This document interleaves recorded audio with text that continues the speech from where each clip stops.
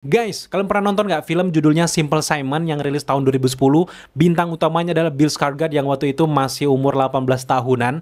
Dan film itu gila, itu viral banget, banyak mendapatkan nominasi-nominasi. Bahkan sejak saat itu, Bill Skarsgård kan naik, bahkan sampai detik ini dia main banyak sekali film-film Hollywood. Karena filmnya juga menceritakan tentang sindrom Asperger dan itu benar-benar melegenda banget. Sekarang ternyata Falcon meremake film ini menjadi lebih lokal lagi dengan judul yaitu Aku Jati Aku Asperger. Mungkin kalian udah tahu lah karena memang bintang utamanya bukan kaleng-kaleng, ada Jeffrey Nicole sebagai Jati, kemudian juga Dikta sebagai si Daru, dan secara keseluruhan film dari awal sampai akhir film akan menceritakan hubungan kakak beradik ini dengan beberapa pemeran-pemeran pendukung kayak pacarnya si Mas Daru ini, kemudian juga ada Hanggini sebagai Jenar. Secara keseluruhan gitu ceritanya memang mirip dengan film dari Simple Simon tuh, tapi sentuhan-sentuhan lokalnya tuh yang tadinya jujur gue awalnya kayak apa menariknya sih film ini, kayak gue kurang tertarik gitu. Dan setelah gue tonton yang tadinya ya gue kayak males lah nonton, wow, ternyata film ini memberikan kita misi-misi yang mulia banget, terutama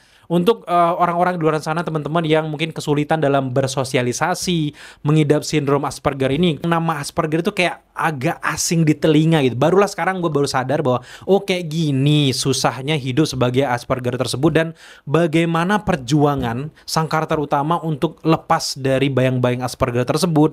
Perlu kalian ketahui juga bahwa orang terkaya itu Elon Musk ya. Elon Musk itu juga sebenarnya mengidap Asperger kayak, karena dia berjuang, ada banyak banget kayaknya tokoh-tokoh yang mengidap Asperger yang akhirnya berhasil keluar juga, yang akhirnya membuat hidupnya tertata rapi juga. Dan ada plus minusnya. Kita bisa bilang bahwa Asperger ini bukan sebuah penyakit, bukan sebuah sindrom menurut gue, kan itu lebih ke keistimewaan, karena memang dari awal sampai akhir film kita melihat bahwa sosok Asperger si Jati ini benar-benar tertata rapi hidupnya gitu, karena setiap jam segini gue tuh harus makan ini, harus ini, benar-benar terjadwal gitu. Kita yang orang biasa tuh nggak bisa kayak gitu gitu, dan kita akhirnya bisa tergambar oh kayak gini bagaimana perjuangan dari orang-orang Asperger bersosialisasi digambarkan dengan sangat baik sama si Jeffrey Nicole.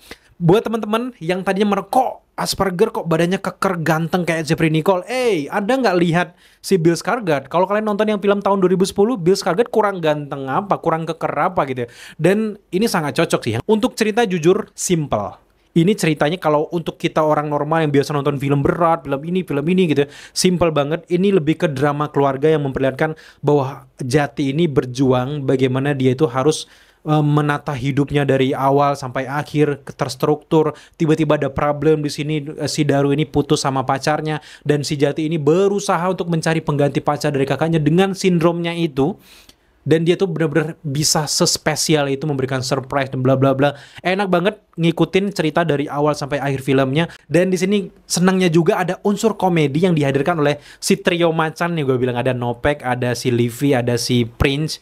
Dan hadirnya Nopek di sini sekali-sekali nyeletuk-nyeletuk tuh bikin suasana yang tadinya kita kayak ngikutin karakter tiba-tiba kayak refreshing lagi lah dengan karakter. Jadi ada beberapa dialog yang melokal banget gitu. Terutama juga ada karakter yang lainnya, tetangga si Daru yaitu Maman Alkatiri di sini dengan istrinya itu juga memberikan sebuah sentuhan komedi yang berbeda. Dari segi Nopeknya komedinya berbeda, dari Mamatnya komedinya disentuhkan berbeda juga, membuat film ini kaya menurut gue. Karena memang dari awal sampai akhir film bukan yang gong-gong banget ceritanya, tapi untuk seorang yang mengidap sindrom Asperger ini udah luar biasa. Jadi ini sebuah motivasi, dan gue nggak nyangka bahwa film ini semeaningful itu, karena ini memang jarang banget di Indonesia itu ada film yang mengangkat tentang kekurangan-kekurangan ataupun keistimewaan-keistimewaan, terutama juga di sindrom-sindrom Asperger. Karena nggak sedikit orang baik di Indonesia pun mengidap sindrom-sindrom kayak gitu tuh nggak sedikit. Oh ya, gue jadi lupa bahwa film ini tuh disutradarai oleh Fajar Bustami yang udah langganan film-film remake ya. Dan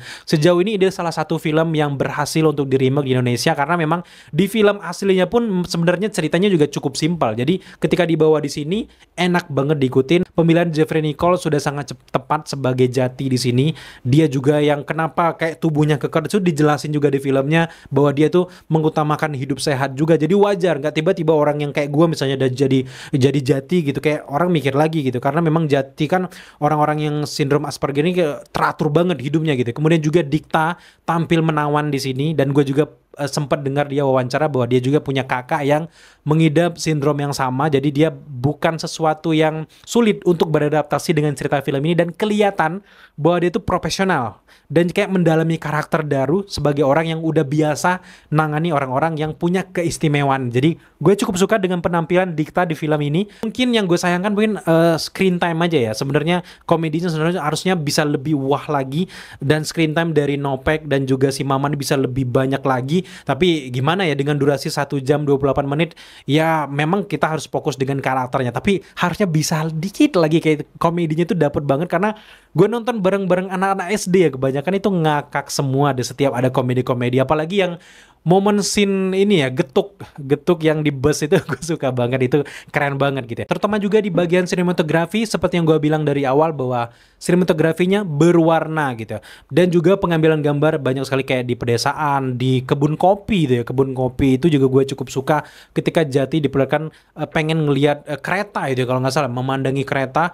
Dan gue sayang kalau gue nggak salah itu kan dia mau lihat kereta ya, kenapa nggak diliatin rel kereta aslinya gitu. Sebenarnya gue pengen banget dia Jati tuh ngelihat ke atas, ngelihat kereta lewat tuh pengen banget, tapi di sini nggak ada gitu. Tapi it's okay, secara keseluruhan masih sangat baik gitu. Kemudian juga dari segi scoring, nggak yang menonjol banget kalau dari segi scoring, tapi cukup mendukung cerita dengan sangat baiknya. Jadi secara keseluruhan dari awal sampai akhir film dengan durasi 1 jam 28 menit ini, gue nggak merasa membosan. Kadang kan kalau film gue ngantuk, ini enggak. Jarang banget film Indonesia yang mengangkat tentang sindrom ini. Bahkan dialog-dialog aku Jati, aku Asperger itu terngiang-ngiang sampai detik ini. Karena memang itu benar-benar ikonik banget kata-katanya gitu ya. Jadi secara keseluruhan gue suka dengan film ini. So, di review gue memberikan skor untuk film ini ada di angka 78 dari 100. Nah, buat teman-teman yang pengen nonton, silakan ajak keluarga kalian, ajak teman kalian ke bioskop, karena film ini sudah bisa disaksikan di 31 Oktober 2024. Thank you buat teman-teman udah menyaksikan review kita kali ini. Kalau kalian suka dengan konten seperti ini, atau pengen film favorit kalian di review oleh kita, tambahkan permintaan kalian di kolom komentar di bawah. Sampai jumpa di review selanjutnya.